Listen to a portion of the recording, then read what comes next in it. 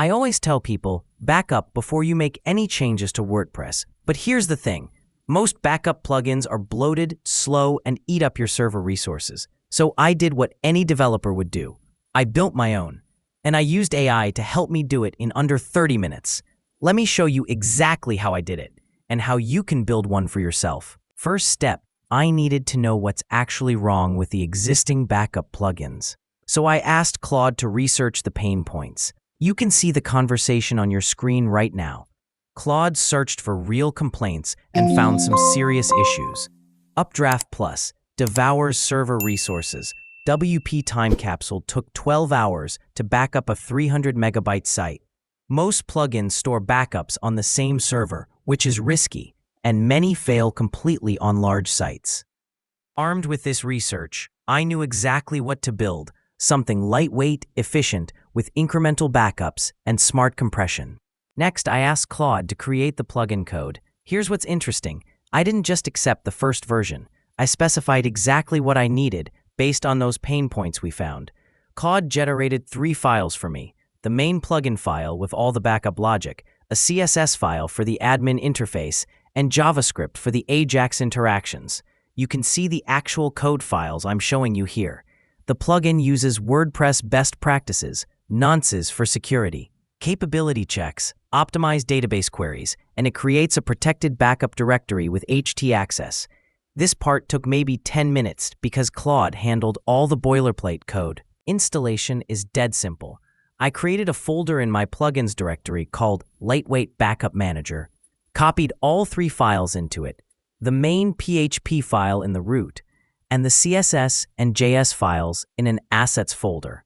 Then I went to WordPress admin plugins menu, and there it is, Lightweight Backup Manager. 1 click to activate. That's it. No complex setup, no external services to connect to. Now let me show you what this thing can actually do. This is the dashboard you see after activation. First, backup scheduling. You can run manual backups or schedule them hourly, twice daily, or weekly. I keep mine on manual because I back up before making changes. You choose what to back up: database, themes, plugins, uploads, or all of them. I always select everything. Here's the game changer: incremental backups. Enable this, and it only backs up files that change since your last backup. This is huge for server performance. Most free plugins don't have this. Compression level. You can choose no compression for speed or high compression to save space. I use medium for balance. And this keep backups. Setting. It automatically deletes old backups. Set it to 5, and it keeps your last 5 backups and cleans up the rest. No more manually managing storage. Let me create a real backup right now. Click Create Backup Now. This took about 15 seconds for my test site. Backup complete. You can see it listed here with the timestamp, file size, and what's included. I can download it directly with 1 click if I need to store it off-site.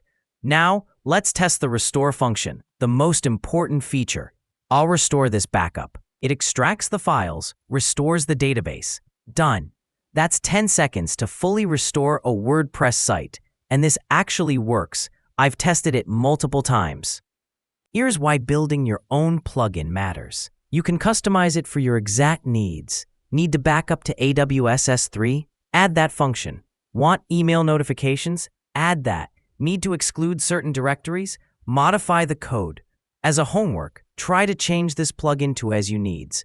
I will provide all files in the link below. The code is clean, well commented, and uses standard WordPress APIs. If you can read PHP, you can extend this. Claude can help you add features too. Just describe what you need. I built this for myself, but I'm showing you because the principle is important. Don't rely blindly on ready-made plugins. Test everything. Build what you need. Learn something new every day. If you want to build this yourself, I'll link the conversation and code structure in the description. Try it. Customize it. Make it yours. And remember, always back up before you make changes. If you learn something new, please hit the like button and subscribe for more. Thanks for watching. Drop a comment if you build your own version. I'd love to see what features you add.